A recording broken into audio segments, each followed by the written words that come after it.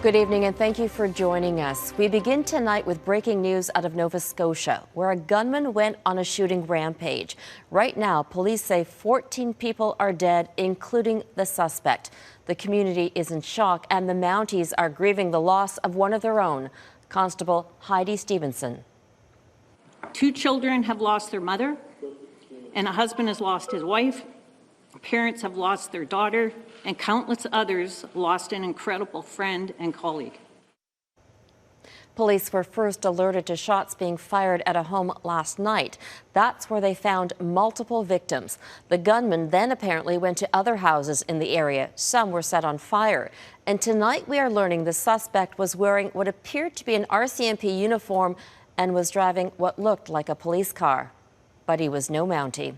Our coverage begins with Ross Lord. A trail of burnt-out vehicles and houses are just some of the grisly evidence of a shocking rampage that started overnight and continued for almost 13 hours along a stretch of small Nova Scotia villages. We worried all night, not knowing what was going on with the police presence and the fires with no fire trucks. Just before midnight, RCMP tweeted they were responding to a firearms complaint in the tiny village of Portapic, about an hour-and-a-half drive from Halifax. They told the public to stay in their homes with doors locked. 8 hours later, RCMP said they remain on scene in an active shooter investigation, repeating the order for residents to stay inside and lock their doors. They then identified the suspect as 51-year-old Gabriel Wortman, and that there were several victims. By late morning, they tweeted Wortman may be driving what appears to be an RCMP vehicle and wearing an RCMP uniform. A short time later, they reported Wortman was driving a small SUV traveling southbound on the Trans-Canada Highway. After clarifying their suspect was not a member of the RCMP, they announced they'd taken him into custody. In fact, Wortman is dead. He died after a confrontation with police at a gas station near the Trans-Canada. At one point during the course of the evening hours, he appears to have been wearing, if not all, then a portion of a police uniform, and that we believe that he was driving at one point a mock-up or a vehicle that was made to look like an RCMP police cruiser. RCMP say his murder spree left multiple people dead, including a female RCMP officer. A male officer was shot and drove himself to hospital. We are all in shock that such a thing could happen here in Nova Scotia. It is a heavy burden to bear on top of COVID-19. My hearts go out to everyone affected in what is a terrible situation. I want to thank the police for their hard work and people for cooperating with authorities. Wortman was a denturist. He worked out of this office in Dartmouth, Nova Scotia. Sources say he owned property at Portapic Beach, although he was not well known among people who lived there. My sister knew him because he's a denturist, and she just had new teeth made by him, and she thought he was salt of the earth. A big question: what changed that forced people to cower in their homes all night, hiding from a killer? You're locked down in your own little house, and yeah, it's pretty scary. It's something it's not going to happen here, but it happens.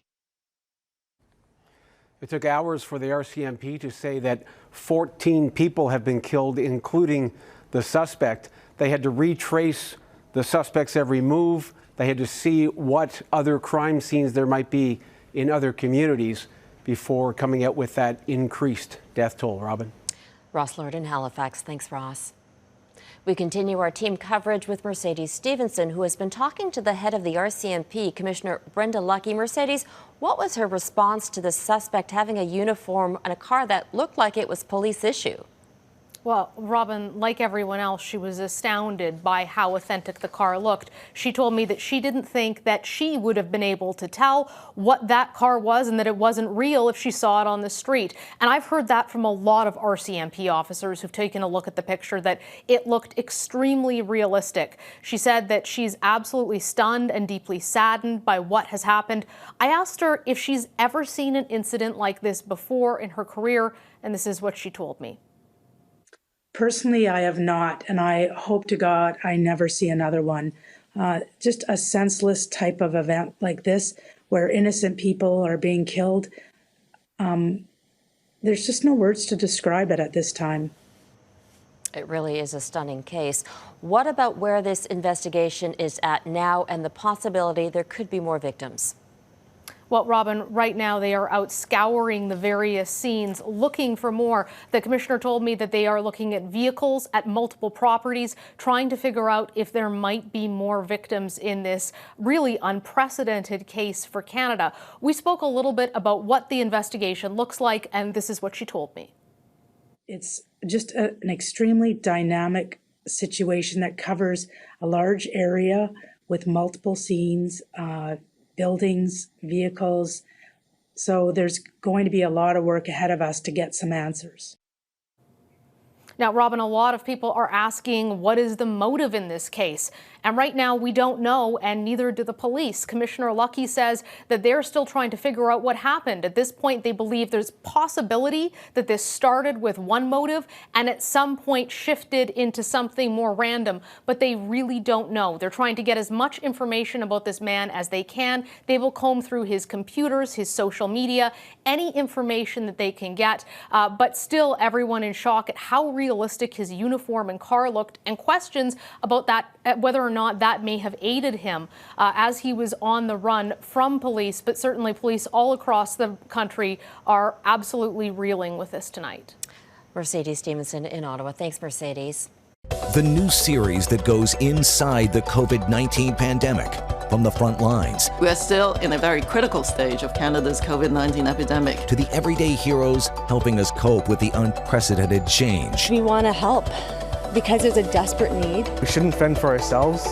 We have to all come together and help each other out. Coronavirus, the new reality.